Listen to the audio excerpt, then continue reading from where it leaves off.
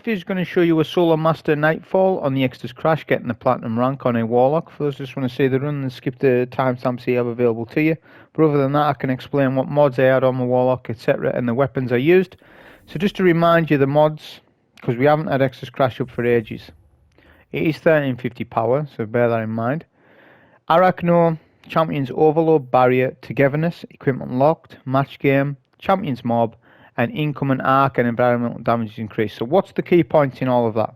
Obviously we're going to match these mods for the champs, which we will do. Togetherness is so important to know that that's on, and incoming arc is also on. So we need to spec our build around these two things, and we're going to do that.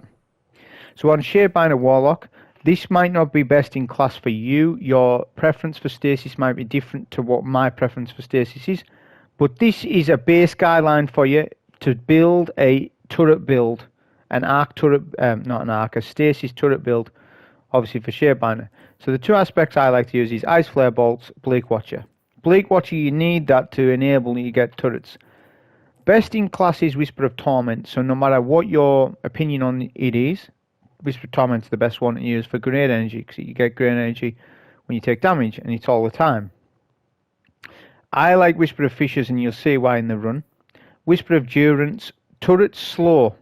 The turret will slow enemies as well as freeze, so this just buffs the slow effect of your stasis abilities, so I put that on as well. And Whisper of Change is a plus 10 recovery. If your armor is lacking on recovery, get this on. It's free. It's a free plus 10 recuv. There's other mods and whispers that we could have used, but that's what my setup is generally. Okay, so I'm using the exotic helmet, the Stag. Don't use Eye of Another World. Unless your stats are really bad, then you're sure you could use it. But I prefer the Stag, and it'll become clear in the run. But I've got that on. My armor mods are pretty specific to this Nightfall. So we've got Protective Light on the helmet, which is Void. Shield Break Charge, so we get Charge of Light when we break any shields. There's not many, but there is a couple. So we have that on. This is another way of getting Charge of Light here. Quick Charge, so rapidly killing enemies with fusion rifles or shotguns gets you Charge of Light. And you also get an additional perk at the bottom you see there. I'm not really opting for that, it's just because I've got a fusion rifle on. So I thought I'll try Quick Charge, but I could have totally put Taken Charge on. It would have done a very similar job. Then on our boots, Scavenger perks, Ammo Finders on the helmet. You still want to be rocking that even because of the ammo economy changes. Still put ammo finders on. They don't stack, that's fine, but still put them on, and still put your scavenger perks on. It's as simple as that. And then on our class piece, we have passive guard on the artifact. Passive guard, you have to make a choice between, are you going to run passive guard, or are you going to use particle deconstruction? Particle deconstruction, yes, it's going to be really good, but passive guard helps you survive on a solo. If you're playing solo, passive guard. If you're playing in a team, particle deconstruction. And then on the chest piece, this is really important. You really need to be using an arc chest piece. Double arc damage resistance. Stack it twice. You don't need concussive in this. Double arc damage resistance. They stack. And then obviously overload bow. Our gauntlets is stasis. Grenade kickstart. This helps for your grenade energy, even more so. And then also my class piece is stasis, which lends itself to Stag, because you get a little bit of bump in your class ability energy when you use it. Really good to make some stasis pieces. For weapons, we're using the exotic sword, the Lament, which has barrier built in. We're using a legendary fusion rifle. If you don't want to use a fusion rifle and you're not comfortable with the boss room, then use blinding grenades, grenade launcher, because you only need barrier and overload. Therefore, you've got a option free in your energy or your kinetic slot, whatever you want to do. I just opted to use a fusion rifle. If you want to use a blinding grenade launcher, it's probably going to work safer than what this did. But this also worked out really well. And then a kinetic bow with explosive head in it. That was our loadout. So from the start, you want to summon your Sparrow to the first section. You don't want to be skipping this section, because if you try to Sparrow past the ads, you may well get sniped off your Sparrow, and they can almost I think a sniper does one shot your Sparrow, depending on your power level. Arc's buffed in this Nightfall. You're best off just taking out the snipers. Take all this bit out. There's no benefit unless you're on a hunter and you can invis past. Sure, do that, but you don't really need to skip this bit. It's only going to add 2 minutes extra to your run, so you really don't need to do that. So take out all the snipers. There's a good vantage point here to take the snipers, which is what I like to do. The reason why I take them from here is because they don't snipe you back, so they have range drop off. And it's important to know this run might be master, but there's a lot of tips that you're going to benefit from when you do grandmaster, because I basically played this as you would as a grandmaster. So if this was GM level, I would be doing this right now. So I'm showing you the slower way of playing it, because that's going to be more beneficial to you. Because obviously master's not going to be the challenge unless you're really underpowered. The GM's going to be the challenge. So this is how I would most of the time take my approach to the GM level of Exodus Crash. Now there's going to be I think there's 3 snipers, at least 2. Yeah, there's 3 snipers on this location. So there's one to your right, one to your left, one below you. Make sure, as I say, you take the snipers out one by one. 2 snipers will probably kill you, so be very careful. Also, it's in your best advantage just to use your bow. Play from distance, because Togetherness is on, and you can see on my left hand side where a debuff drifting apart. So this modifier is really badly designed. It's good design for team play, which I think when somebody at Bungie made this mod, they thought this would be a good Nightfall modifier, because Nightfalls are meant to be team. They're not meant to be soloed. Like, they're not designed for solo. Dungeons are designed for solos. Nightfalls aren't, but they are a way that people do solo these. So why Togetherness is an actual mod, I don't know. Like, there should be something where it says if solo, then the mods are different. It should have a different pool of modifiers, just like what the Lost Sectors sort of do. If you're solo, you get exotics. So I'm sure they could do that in the future, where, you know, if you solo in a Nightfall, it's specific modifiers designed for solo play. Because this modifier doesn't make any sense to anything. It doesn't, because the Warlock benefits hugely, because you can just heal and rift, heal and rift, heal and rift. What can a Titan do? Alright, we're going to go Crest of Alpha Lupi. Alright, that's fine, but it's nowhere near as good as a heal and rift. Alright, what's a Hunter got? Wormhusk? Well, that's decent. It's not too bad, but again, it's not as good as a Warlock. So this is my issue with the Togetherness mod and Attrition. Attrition not so bad. Attrition's fine, but Togetherness, they need to take it out. It's not, it doesn't really have a place in the game when you solo, and when you're in your team, yeah, fair enough, it's not a problem. So what I'm doing here is I'm going to take out the ads at the top. You saw I took the 2 snipers out first, because obviously they're a threat. Always take snipers out first whenever you're facing those, because they deal massive damage to you. But obviously the double arc damage resistance will negate that, which is what I highly recommend doing. Don't take out all the pulse waves yet. What you want to do is kill the initial spawn of ads, because what it is, there's 2 waves of ads. So you've got your Marauders, you've got your Shanks. They're already up here before you take the waves. The reason why you do it like this, and you would do this on GM level the same way, is because when you do the waves, the blue arc waves, when you come up here, there's less ads to deal with. So you've just controlled the situation from being a little bit harder to very easy, because you've already defeated the initial spawn of ads. You'll get another wave once the arc waves are cleared. So prepare yourself for the next bit. Make sure, the thing is, you want to control the ads, your Shadebinder. So this build is for controlling. It's not like Void Walker where it's ad clear. It's more ad control, and then you get the control, you freeze them, then you use your weapons to deal with them.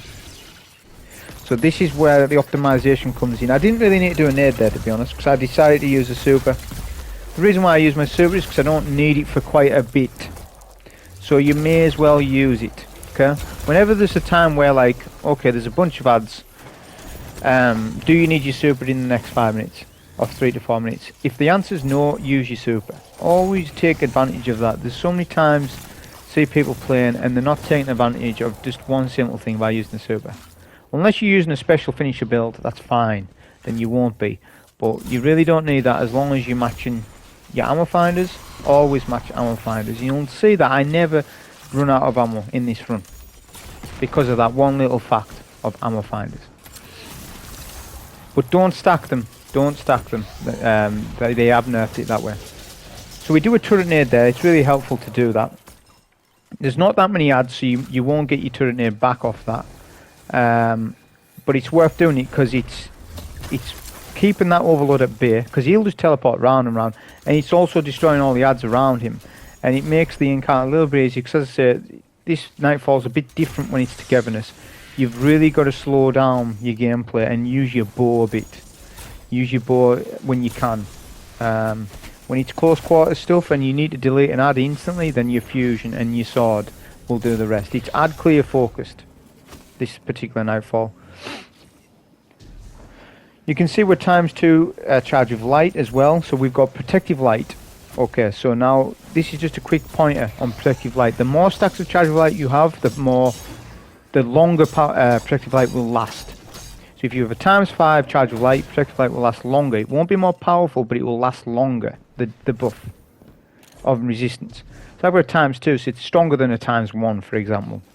So that's good, but I didn't really want to start speccing into, you know, ×5 builds. Really don't need that. We just master on, you know, on a GM. Maybe I might do that. Maybe I might just use Loosen Blade. We'll see. Okay, so with this section, you want to take out the explosive shanks. Don't go for the scan. There's obviously the scan on the plate, but you can see you can get, you know, wrecked really quickly. And I'm at power. I'm 1349. Obviously it's 1350. I'm one below, but I'm basically at power. So you can see even at power, with double arc resistance, you still get hit quite a lot. So it just goes to show you've still got to play passive. And obviously the no health regen thing does affect things. If that wasn't on, this Nightfall wouldn't be nowhere near as bad as what it kind of is. So what I was doing there is baiting out a champion to my side. There's 2 overloads, but what I've done is I went to the right side block, and I know that if you hide behind there, one overload retreats, one stays where he is, this one here, and the other one comes to you. So I've just isolated one champion from another, which is really ideal, especially if the champion's melting you with solar. You'll see that later on. There'll be a time when there's 3 champions. 2 of them are sort of hit me with their solar.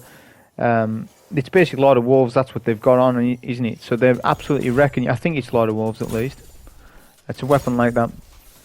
But they can really hit you hard, even though it's solar up close. So you've got to be careful of the captains. That's why I've got Lament on, because you're obviously going to get the health.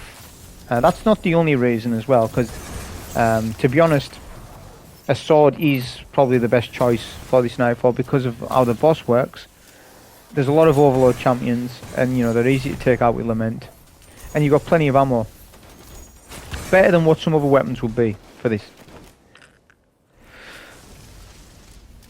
So I believe we've got 2 overloads. What happened there is I stood on the plate for a longer duration to get the 2 overloads to spawn in. If you're not confident in doing that, then just stand on the plate, and as soon as you see a wave of ads, back off to these stairs. Then you'll only get 1 overload at a time. But I went in for the time gain and just went for 2 overloads instead. Really didn't need to do that. If you don't want to do it like that, that's fine. Just step back, let the overload come to you, peek shoot in with a bow shot, get the stun, and then do one phasing with your Lament. Obviously with the rev shots, not just with the light swings. At 50% progress on the plate, you will then get the 2 barriers. So the 2 barriers aren't too bad. If you kill one of them, you'll get a wave of the overloads. Now, it depends on how quick you are. You can kill both barriers and then retreat, but that's kind of risky. And if you're lower power than me, then I definitely don't recommend that. You're probably just going to want to melt one of the barriers. Okay, so what I'm doing here is weaken one of the barriers first, and I'll use the super on it. The mistake I made there was I was too close to the exploding shank, but obviously super resistance helped. Protective light, I believe, proc, I think. Oh, no, I don't think I had that. But the super resistance itself helped me survive it. Now I retreat. So we use a Shadebinder. We've saved our Shadebinder super specifically for one of the barriers. This is what I was saying. Now it procs the next ads. Don't start dealing with the next barrier unless you're quick enough to do that. Unless all the overloads. There's 3. overlords, and they're just going to melt you down. So even when you're using Lament, if you're ever in doubt as well, always equip your sword, because passive guard is a buff to resistance when your sword is readied, not when it's being used, just when you have it out. So if you say one shot and you're going around a corner, equip your sword. You'll get the resistance, and it's buffing. It's gonna buff as well with the arc resistance. It's gonna buff with resistance values. They all buff with each other. There's a bunch of trash mob adds as well with the overlords. Try and take them first, the ones that push you at least. You can heal and rift around the corner. This is where Stag will come in. Because of how Stag works, I know it got updated, but I'm just going to talk not about so much about the update, but more about what it does anyways. When you're critically wounded, you get rift energy back. Now if you run 100% recovery, you get your rift back almost instantly. Almost instantly. If it's tier 9 recovery, it'll be less of an effect. Tier 8, tier 7, you know, you really need to be getting as much recovery into your setup. That's the most important thing. Probably that and discipline, of course. There's another overlord that wasn't pushing, that's fine. He's on his own, so we can take him. Okay, so what my sort of mistake here was again with the shanks, exploring shanks. So it's just one of those things you've got to be careful with. That's why I use a super on them, and obviously the resistance mods are helping out to survive against that stuff. It's because environmental damage is buffed, so those exploding shanks, they do increased damage to you because of that mod. It's arc and environmental. So for the 50% to 100% tier, there's going to be waves of champions over time with a couple of heavy solo shanks. With this section, again, if you're underpowered, just do a bit of ad control at a time. So get your percentage of the plate back up to the stairs, do a stasis turret nade, and let the nade control the ads for you. So the thing about this is, if you just try and bow a champion down from here, you're going to find it difficult when there's ads alive, because they will just keep nading you, which their nades do a lot of damage because of the arc. So you really want to control the ads first, then the overload, especially on these segments. Then when there's just an overload on his own, that's fine. You get a stone and you can just go with Lament. Also notice I'm managing my ammo really good. I'm not spamming heavy when I don't need to. I'm not spamming special when I need to. I probably use less ammo than what I should be using, if anything. But it's also to demonstrate that you don't really need to be using loads of ammo. We have infinite primary ammo now, so take advantage of that. It's a huge difference now from having where we had to manage our primary ammo, especially for solos. It's the biggest deal. Like in a team play, you won't have noticed before. You won't have noticed, oh, I need to manage my primary ammo. I've run out of scout. I've run out of this. In a team, you wouldn't have noticed that, but in GM solos, it was ridiculous. It was really ridiculous. But now, the state of the games, because of that change of infinite power ammo, infinite primary ammo, that's a big deal. It means you always have, you know, ammo to stun champions. You always have ammo to do stuff with. So that's great. So take advantage of it. Don't be spamming your special and heavy only when, you know, you can do.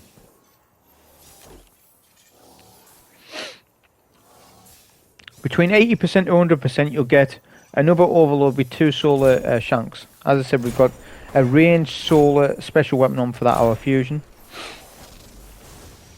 So we can take the shield from a distance. As I said, there's no need to use void or arc in this, because there's no arc shields. What it is, all the arc shields that originally was in the strike are now overloads. So there's no really heavy restrictions for what burns you need to be using, is what I'm trying to say. But again, just use some solar stuff. That's why I was using it in the end. You could use the blind and grey launcher that's solar. Empty vessel, I believe, so you could use that. That would have been even better than what I'm using, like in terms of safety.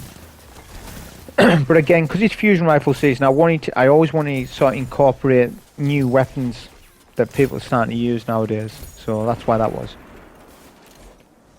So again, we're just finishing up with this last phase. There's still a couple ads around the overload. That's fine, we'll end up doing a nade. Should be.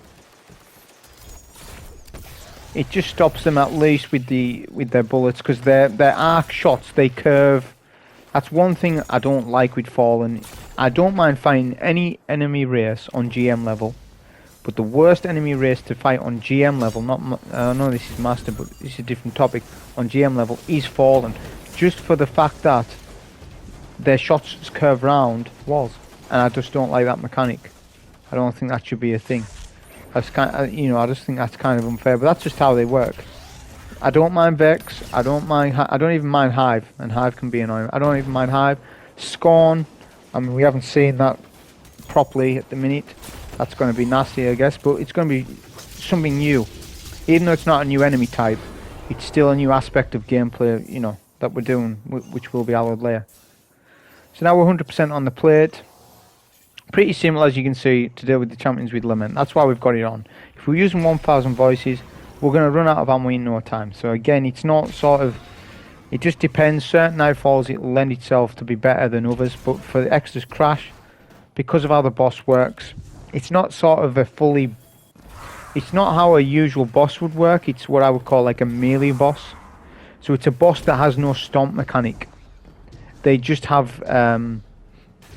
They have, obviously, because he's invis and stuff, it would be... I would say they've done it that way. So it would be too powerful. If the boss stomped and teleported on top of you, it would be just a bit too harsh. So he has no stomp mechanic, which means he's sword friendly. And that's exactly what he does. He pushes you aggressive. So a sword's best thing. Even on GM level, I can see 3 swords being definitely a good strategy. I've done 3 swords in teams on the GMs and on Exodus, so it generally is the best thing to use. Be careful with this public zone area, because even though it's not the Nightfall particularly, you can get wrecked by the dregs on the sparrows. So just be very careful of that, because they'll blow your sparrow up and then you'll die. Now, because you're in a public zone, you won't go to orbit. You will die and be able to respawn. But you notice my multipliers went back to 2 times for this area. Okay, this has been a change. They've changed this. This used to be 0. See, look at the bottom right. It says 2 times, which means you can gain score. So if you're doing Legend, if you try and do a Legend 100K Pinnacle, you're going to struggle. You need to farm enemies in this area. You need to kill a Minotaur boss and stuff like that. But on Master, you don't. So I'm just saying you can actually farm points here. Okay, it's just a thing that they've changed. Because I do remember this used to be 0 multiplier. You couldn't gain score, which was silly. Because it's a Nightfall. It should be there should be score, and there is. So they've changed it. So you can see where I'm going here on top of this building. Why am I doing it? Looks it's easy. Because I don't get bothered by anything. Really. I believe there's a sniper over to the left that can shoot us, but we took him out just before, if you noticed. Once you take him out, he won't respawn up. So that's fine. Now we can just hit the tank from here. You can do stasis nades, you can use your fusion. I would really recommend saving all your heavy, because you need a lot of heavy for the boss fight. And if you don't get any heavy bricks, then you're going to be kind of screwed. If you run out of Lament halfway through the fight, your fight's going to be over. So make sure you max on heavy, and don't be spamming it on the tank. You really don't need to. Just use your infinite primary. Okay, you've got enough ammo to do it. Use your stasis nades. Now that'll help out. Anytime he fires though, because of environmental damage, retreat, because splash damage will kill you. It can do.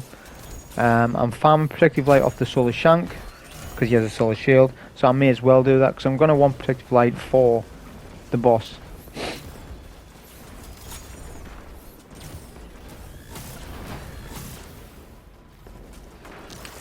This fusion obviously would have been a huge benefit if I could run particle deconstruction, which usually I would, but because of how good passive guard is, and you'll see how beneficial it is at the boss fight, it's just too good to pass up. And on GM level, you'll be definitely, if you're going to run Lament, which people will be doing it, then use passive guard, which obviously is a seasonal mod, so make sure you've got that off your season artifact.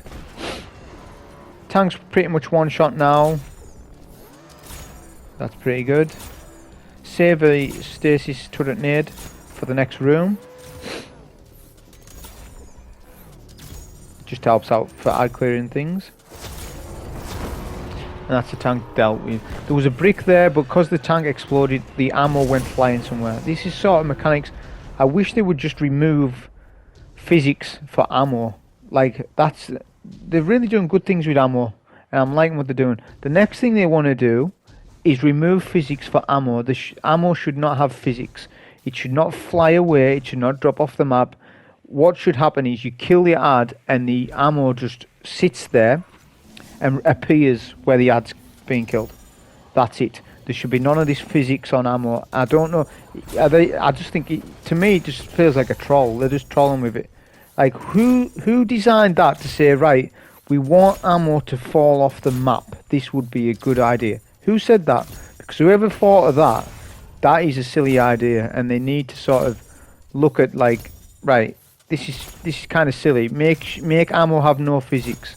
I know they've got a lot on the plates, but you know, that's something that I don't see people talking about. Have ammo no physics. It just reappears on the floor when the ad is killed. That is it. Just like what an engram is, because the engrams don't roll about. They don't like fall off maps, I don't think. So just have it like that. This room, be very careful. Obviously, depending on your power, if you're really low, be very careful, because there's 2 snipers that spawn up at the top. One will spawn in on this plate. When you get to the plate where there's ads, where I am right now, do a Helm rift behind this crate. When you've done that, you can then take out the sniper. Now, because we're overloading him, he's less likely to hit you. It's also, you're going to get resistance values that way. You take reduced damage when an ad is overloaded. It's not just champions. Overload bow works on all ads. You can see it working in game. There's a cue there to tell you, oh, it's working on ads as well, and it always has done. Unstoppable shot works on them, anti-barrier works on them. All mods work on everything in the game, not just champions. Make sure you're full up on your heavy. Like I say, I had a brick down below, so I went back and got that, and I had some ammo on the floor. So I'm full on heavy. I'm happy for ammo. I'm full on fusion. The fusion rifle is kind of important as well, because it really helps you out for ad clear. If you're using a blind nade GL, the same applies. Make sure you got plenty of it. But the blind nade GL will be really good strats for this. But as I said, I just wanted to use fusion because it's fusion season, and that's the only reason. Okay, so take out all the heavy shanks, and this is what I'm going to show you. Now, this has been patched. The cheese, the exploit for the boss where you can stand on the roof, has been patched. That leaves us with 3 good spots to stand. There's a box to you behind me.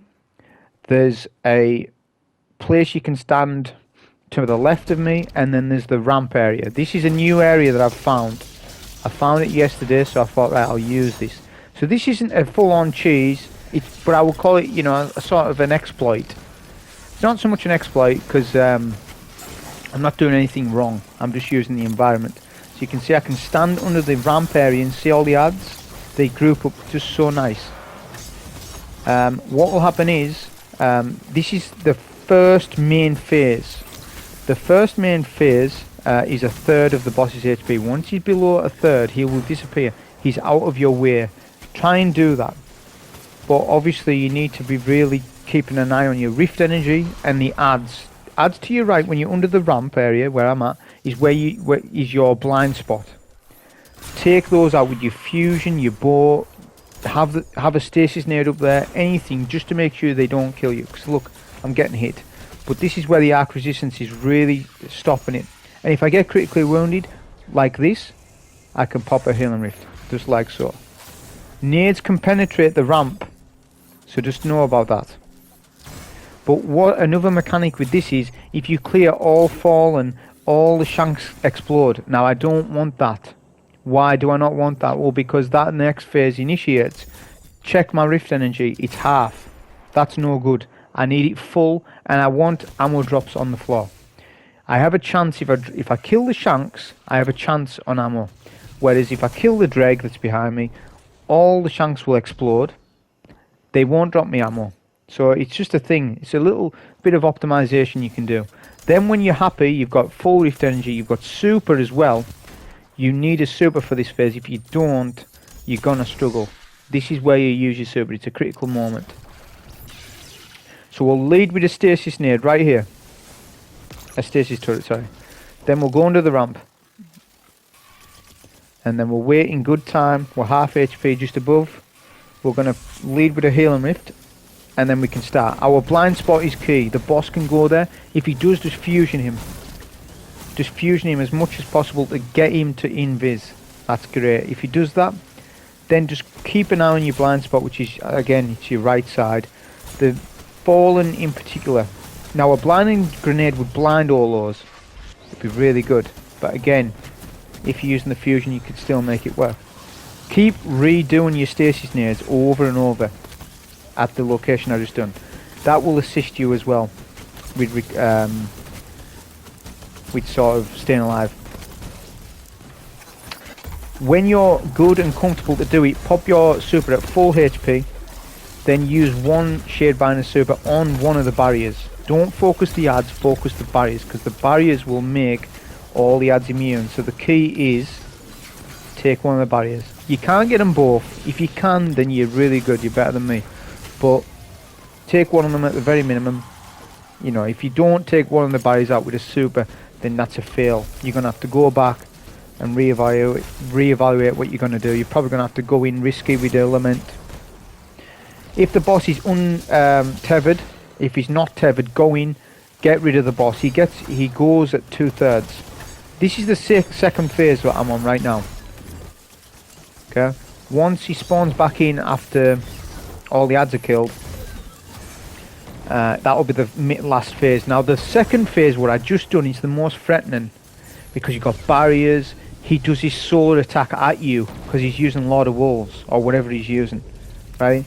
But on the final phase, he transitions into a melee boss completely. All he's doing is meleeing, which means he's less threatening. Which means he can't hit us behind this ramp. Look at this. I was really happy I found this area because I was looking last night because I tried the boss exploit, not the bot, the roof exploit in here, and they'd patched it. It's got join allies. Well, that's fine. That's fair enough. But as I said, you can do it like this. But that was a strat there for Master. Whether it'll work on GM, that appears to. That we'll have to see when it comes. But that was a solo on the Exodus Crash. Hope you enjoy. Thank you.